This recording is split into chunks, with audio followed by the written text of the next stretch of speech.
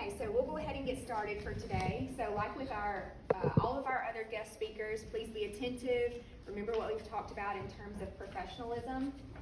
So today we have Mr. Ken Howell, who will be speaking to you. He is a JSU alum. He is a very successful businessman, entrepreneur. He's amazing for the things that he does for our community and specifically with Jack State also. He is a CPA. He has been honored as Alum of the Year for Jack State. So he is just a very important person to our university, to our community. And I'm telling you all of this because he will probably be too humble to tell you all of that himself. So please pay attention. I promise you will learn something, and I will give the floor to Mr. Howell. Thank you, Cassie. Good morning, everyone. As you were told, my name is Ken Howell. I'm the president and CEO of Auto Custom Carpet. I'm also a CPA, a CDMA. My wife, Jeannie, and I, she's back there. We're avid supporters and advocates for JSU. I am known to different people for different things in my life. I'm known as an accountant, as a business owner, as an avid sports fan, and to some people as a dancer. I will touch on all those today, but I'll begin talking about my business, Auto Custom Carpets. But before I begin, I have a question.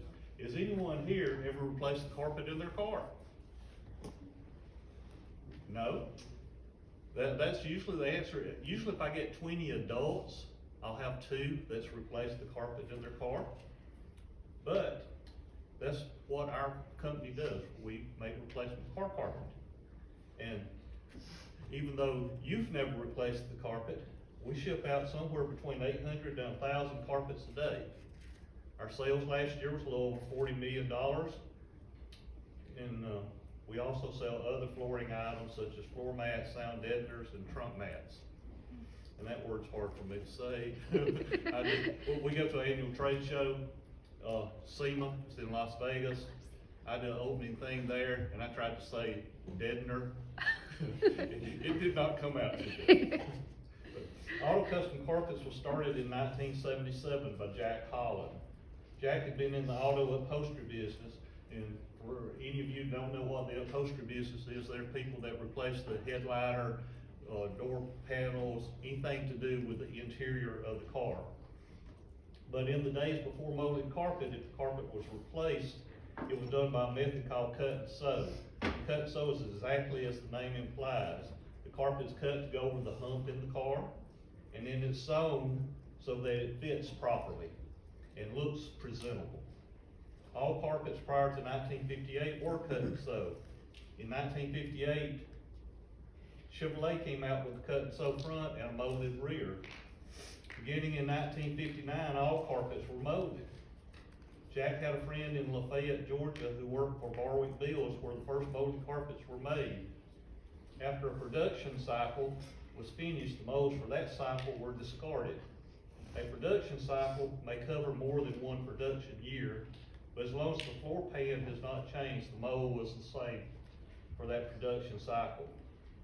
When the first molds were to be discarded, Jack's friend asked if he'd be interested in buying them and starting a molding operation for a replacement carpet. At that time, Jack was not interested, but found someone in Birmingham who was, so Jack helped them get that business started. As a side note, that business known as Birmingham Auto Supply was bought by Auto Custom Carpets in 1993. A few years later, Jack began to think about the molded carpet business and decided it was the right time to get into the business. He started out building molds for Mustangs and Corvettes because he thought that's what most of the collectors would be wanting to replace carpet in.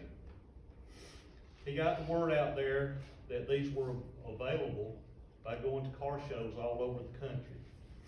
It did not take long for people to start asking for carpets for other cars. Mid-size Fords, Chevrolets, Buicks, Oldsmobiles, and Pontiacs were also popular, so he started building molds for these.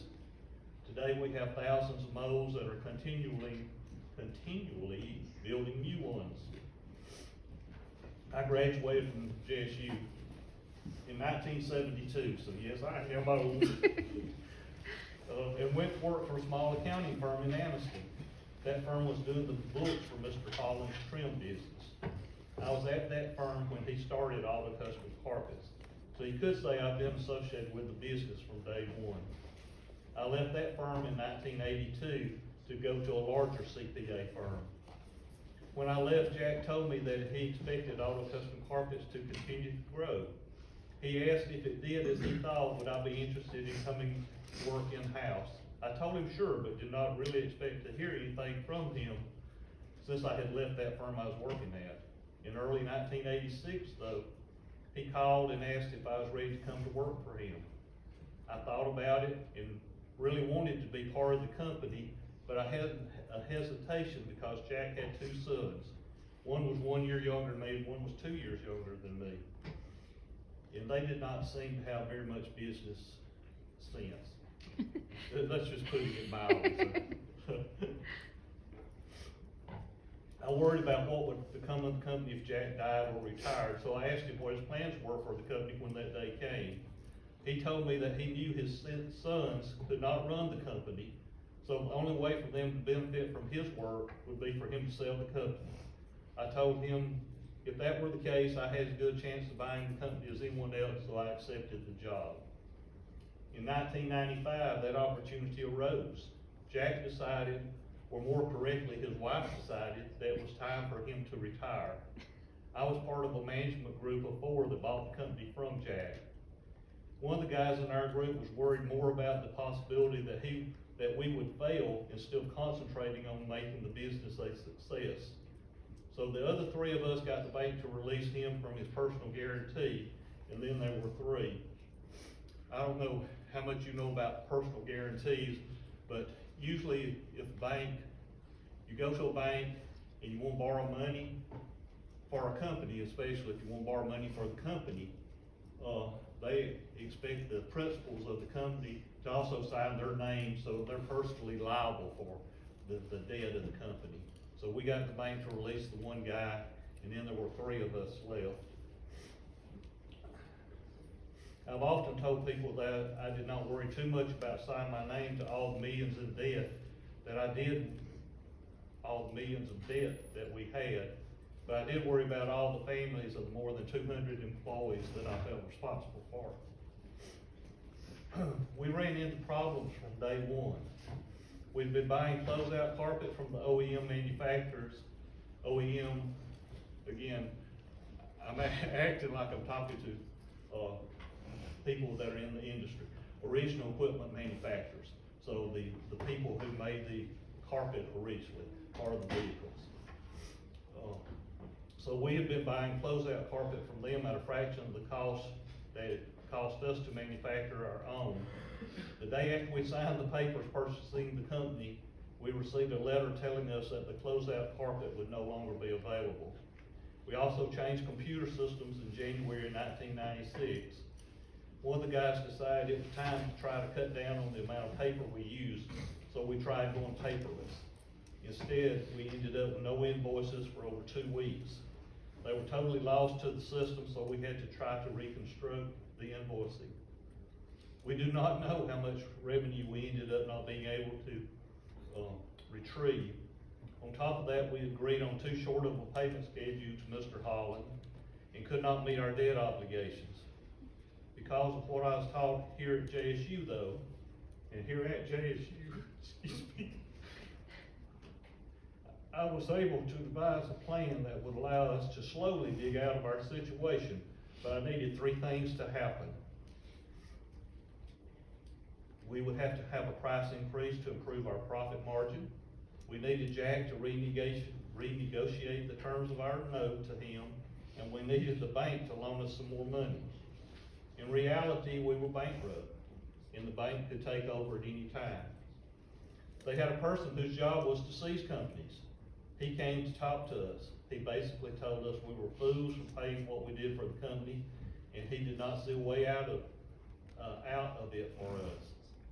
However, when I told our loan officer of my plan, he supported us, and along with his senior manager, arranged for us to borrow some more money.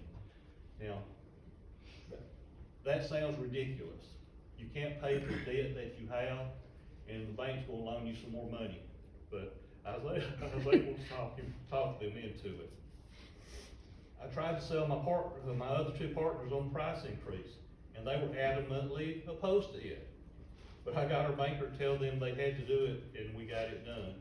Mr. Holland agreed to modify the terms of our loan, and everything was in place to proceed. It worked out to everyone's benefit. We were able to recover and prosper, and every loan has been repaid. In 2001, I lost another partner in the crash of a small private plane in which my partner and 4 other employees were flying in. We had a buy-sell agreement in place funded by insurance, which allowed the company to purchase my partner's stock from his estate. Even though this was a very trying time, we were able to overcome the terrible tragedy. I've since done a training video about the need for insurance for the insurance industry, and have spoken to several insurance groups about the need and benefits of having insurance protection. But then there were only 2 of the original 4 left. In 2002, my remaining partner decided he wanted to move to western New York State and raise draft horses. This was very strange because he grew up on a farm in Nebraska and said that in the wintertime he had to break the ice off the animals' watering troughs, and that he swore that once he left home that he would never do that again. In order to let him retire from the company, we put an ESOP in place to purchase his stock, and our ESOP now owns 40% of the stock. ESOP's employee stock ownership plan. It's, even though it says stock ownership, it's more in name only. The employees have a right to the stock. It's basically a glorified retirement plan.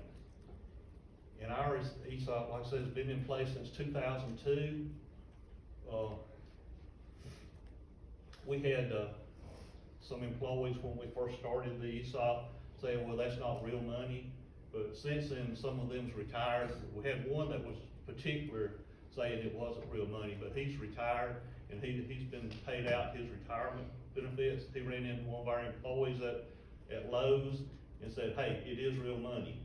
And since 2002, we've now paid out over $10 million in retirement benefits to employees that have retired. I was born in Coldwater, Alabama. I don't know if y'all know where Coldwater is. It's to go to Oxford, take a right. It's about 6 miles down the road. My dad only went through the 7th grade in school, but he was one of the smartest and hardest working men I had ever known. Excuse me. My mom was a high school graduate. She went to business school, although she never worked outside the home. My dad worked at a pipe shop when I was young, and he also had some dump trucks that he had contracted out. I suppose we were considered lower middle class because mom and dad owned their own home and some adjoining property.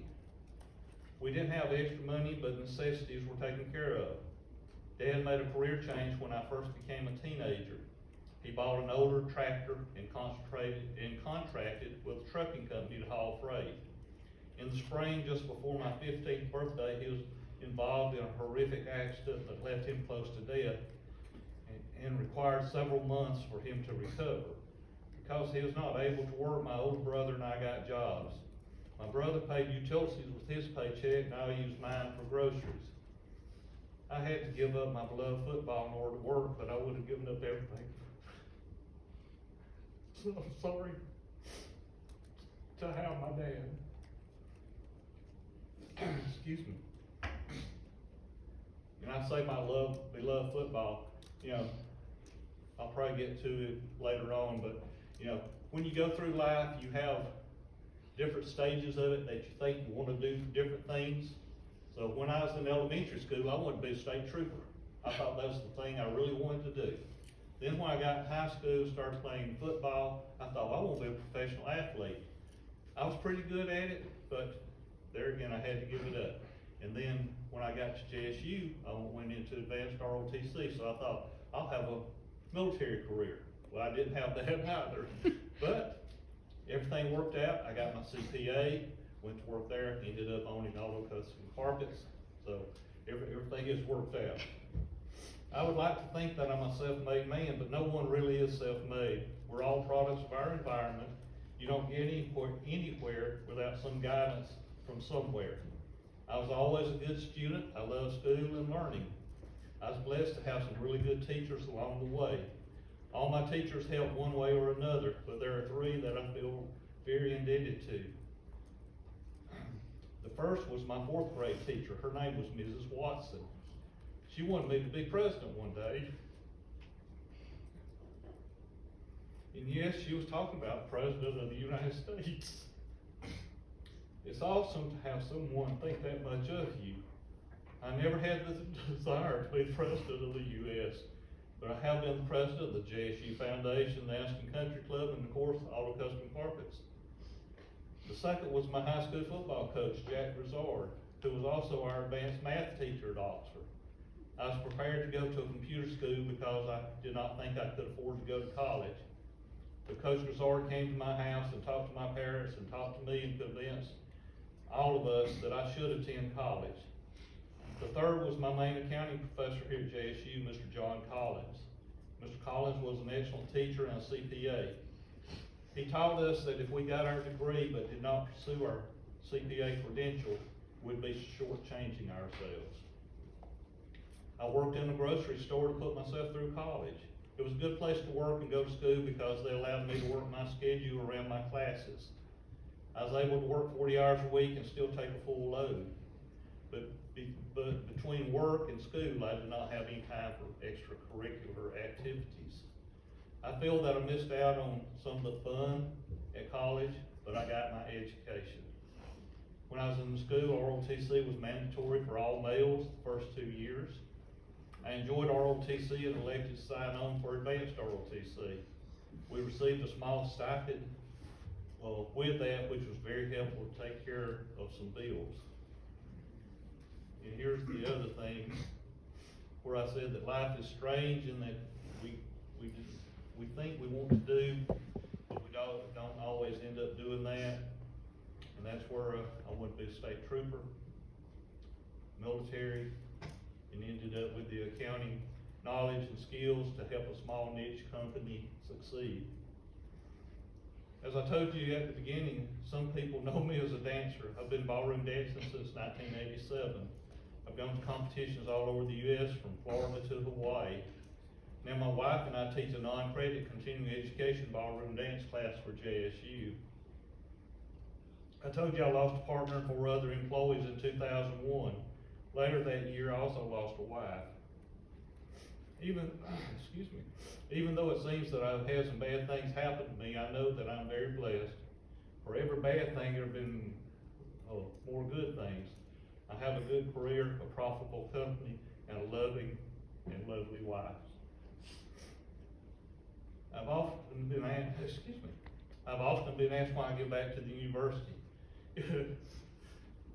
I put in here, if I get emotional when I tell you this, I apologize. I get emotional all the time.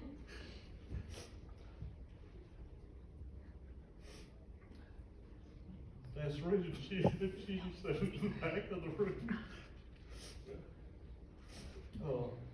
But I was honored to be the graduation speaker at the summer 2024 graduation.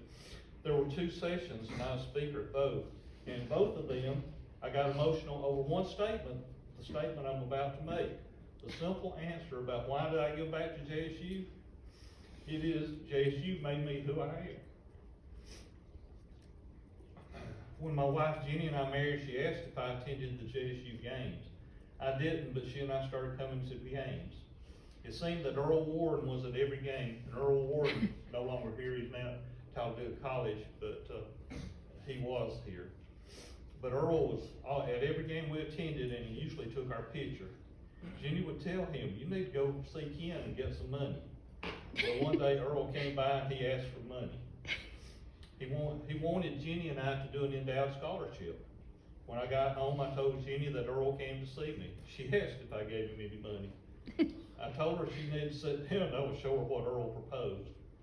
We decided that we would do the endowed scholarship in efforts to try to see to it that some current student would have a somewhat easier time paying for their education than I did for mine. Earl also talked us into donating to have our name put on this auditorium. Before I go, I want to urge you to the skills and knowledge that you're developing. You don't have to go into accounting, and I know that this is a class that You're just to decide what you want to go into, but you don't have to go into accounting, but I would certainly urge you to do so. There's so many different jobs available to accountants. If you do major in accounting, I would also urge you to pursue your CPA credentials. It opens so many doors when you're looking for employment. If you change jobs especially, you can go work at a CPA firm, as I did. You learn your clients, and a lot of times your clients won't hire you away from the CPA firm. If you have that credential, you're a more eligible person to be hired. But no matter what field you decide to pursue, I know that you can be successful with a degree from Jack State. There's just no limit to what you can accomplish. I want to thank you for allowing me the opportunity to speak to you today, and I'll be happy to answer any questions if you have. Yeah, very good.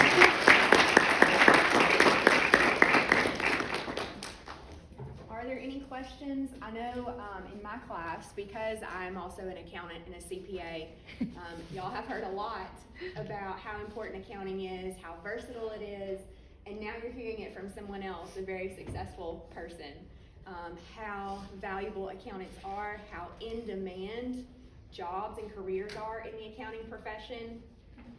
So if there are any questions, this would be a fantastic time to learn about not only the versatility of the CPA designation, an accounting degree, but also the versatility of having your education from JSU.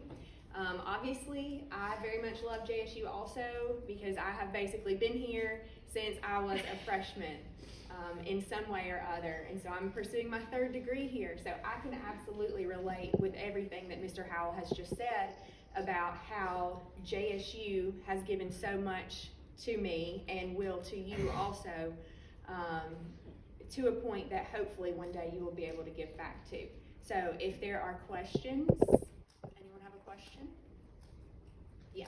Is it just that PCAs have like more like job versatility than like non-certified accountants, or do they get paid more, or like how would you compare? You definitely get paid more if you have a CPA. As far as job versatility, you can get anybody with an accounting degree can get a job, but it's easier to transfer between jobs. I mean, if you go to work somewhere, an insurance company or something, as an accountant, you'll learn everything there, and you will progress through the promotion and get raises and so forth. But if you decide to leave the insurance company, you'd want to probably try to find another insurance company to go to because you know all those. But if you have that credential, you can go to any company, and you've got experience now because you've worked at an insurance company, but you have your CPA credential, and that carries a lot of weight. So that would get you a better job and a higher paying job. Did I answer your question? Yeah. Okay. Yes, sir. How big was your company like as far as? When we have, my auto custom carpets, we have 150 employees. We're located in Oxford on Highway 78. Anybody that wants to come by and see it sometime, I'm very proud of the company. We have a unique product, and it's made in a unique way. It's an old-fashioned way, but it's interesting. So anybody that would like to come by and see us, I'll be glad to walk you through and show it to you. I believe he has family at Mohawk. Shaw. So, Okay. carpeting. Okay. Jeannie and I have that endowed scholarship. It's in accounting. So anybody that's majoring in accounting, look into that scholarship. We also have an annual scholarship that's not tied to accounting. So look into the Ken and Jeannie Howell annual scholarship also if you're looking for scholarship funds. So when you get the text, you always get the text from Cocky and you have to respond 1, 2, 3, 4. You should also get a text reminding you to complete the JAX app. And so in addition to the university scholarships, that also serves as an application for any foundation scholarships. And that's what Mr. Howell is talking about, the 2 different scholarships that he funds. But there are lots of scholarships applicable to other majors also. So it's very important to fill out the JAX app. Even if you think that you don't qualify for one of the university scholarships, a lot of people are eligible for one of the other foundation scholarships as well. Thank you very much for allowing me to be here. Thank you, Mr. Howell. you. Thank you.